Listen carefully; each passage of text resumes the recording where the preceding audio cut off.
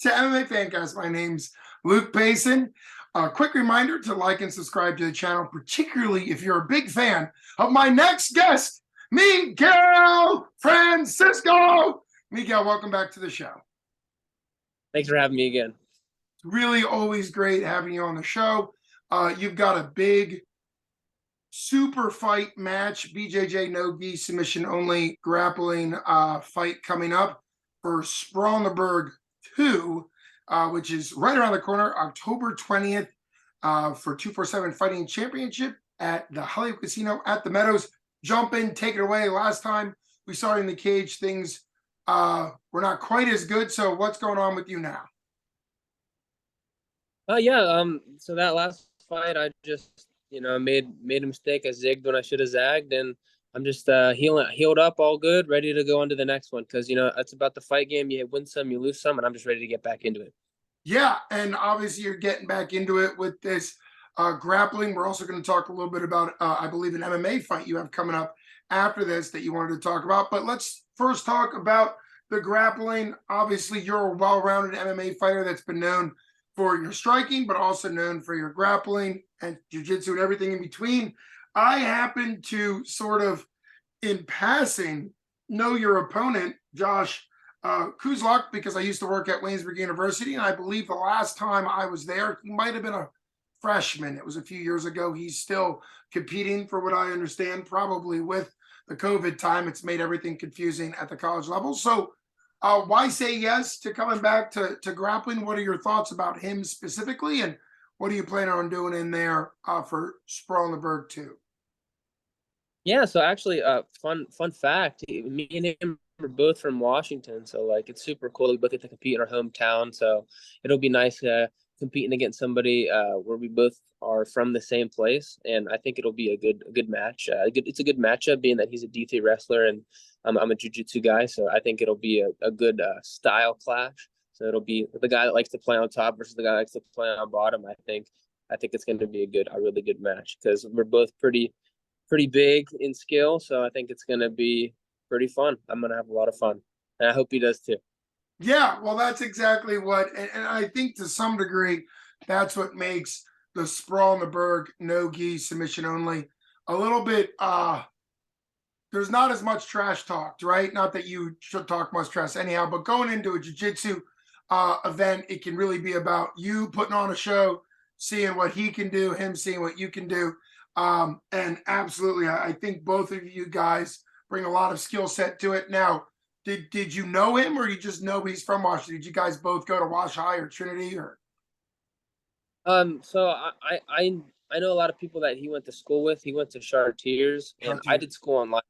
I didn't really wasn't like the public school game, but yeah, I know a lot of people that he went to school with, and it's pretty cool that we just have mutual friends, but we never met each other, so it's kind of funny.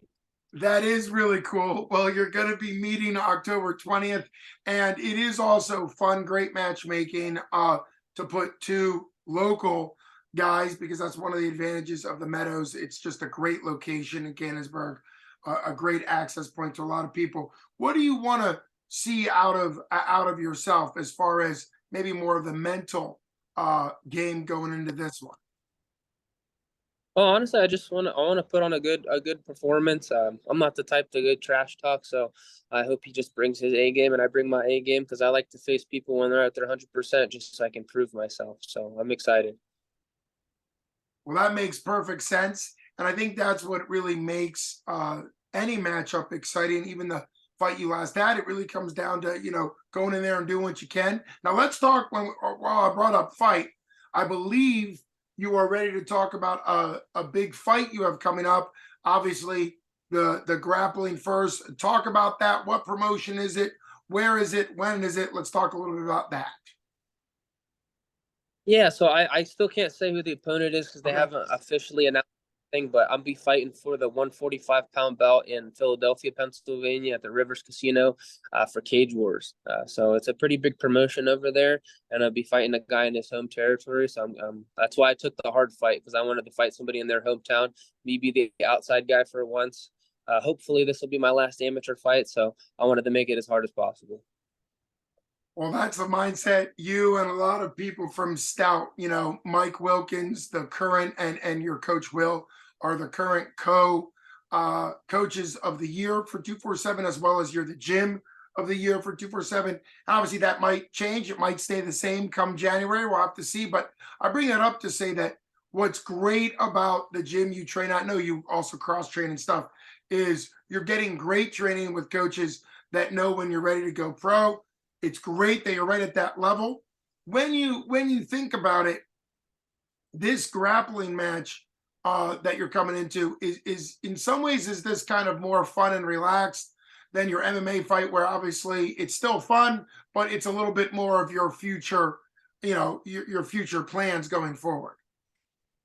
Yeah, 100%. This jiu-jitsu match, it's me and another hometown guy. We're both from Washington. We're just there. We're just there to put on a performance. We're definitely gonna be good buds after. I'll probably buy him a beer or something. It's at 155, so neither of us are cutting weight.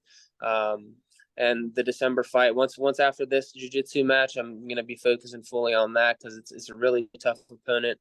He's 8-2 in kickboxing. He's 3-1 in MMA. He's their current champion. He won the national kickboxing this year, so it's a really tough guy. So I'm really excited to showcase my skills for that one.